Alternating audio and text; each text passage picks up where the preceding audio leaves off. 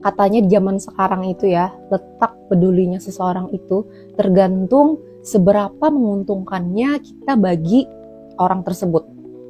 Dan menurut aku itu benar dan memang harus. Dan kita pun juga harus kayak gitu ke orang. Ada yang gak setuju? Nih, aku jelasin dulu. Jujur deh, ngapain kita temenin orang yang gak menguntungkan kita, yang gak ngasih apa-apa ke kita. Loh, nih, tunggu dulu.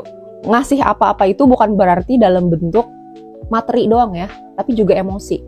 Misalkan kerjaannya cuma ngeluh, terus juga pinjam duit mulu, nggak dibalikin, ditagih galakan dia gitu kan. Terus misalkan dia minta saran atau minta apa, kita udah kasih saran dengan baik, kita mikirin dengan baik, tapi dianya memang nggak mau berubah gitu.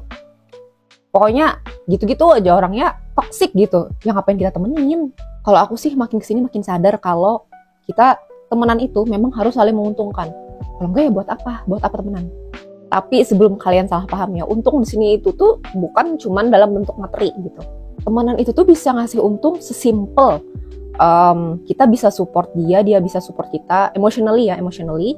Terus kita bisa juga jadi pendengar yang baik, dia juga bisa jadi pendengar yang baik.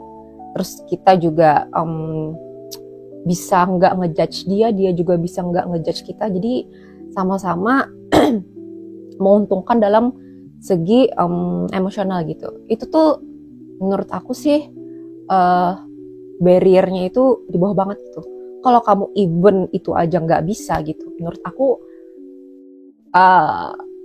nggak ada gunanya temen. Beneran deh. Kayak ngapain? Kalau bahkan di level emosional aja dia nggak bisa membuat kita menjadi lebih baik, nggak bisa membuat kita menjadi lebih tenang gitu, lebih adem, ya menurut aku sih kalian bisa mundur aja dari pertemanan itu. Walaupun sebenarnya perasaan itu tuh tanggung jawab kita sendiri, cuman maksud aku kan orang-orang di sekitar kita itu juga salah satu faktor yang mempengaruhinya gitu.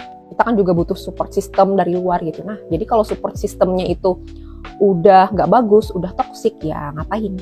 Kalian tahu sendiri kan kalau hidup itu sendiri aja udah ribet gitu. Kalau temen yang seharusnya jadi tempat kita buat recharge itu malah bikin kita makin capek, ya ngapain? Menurut aku sih itu bukan temen, tapi beban. Standarnya ya, ini standar, menurut aku standar terpaling standar gitu. Pertemanan itu at least banget harus hubungannya itu yang sehat.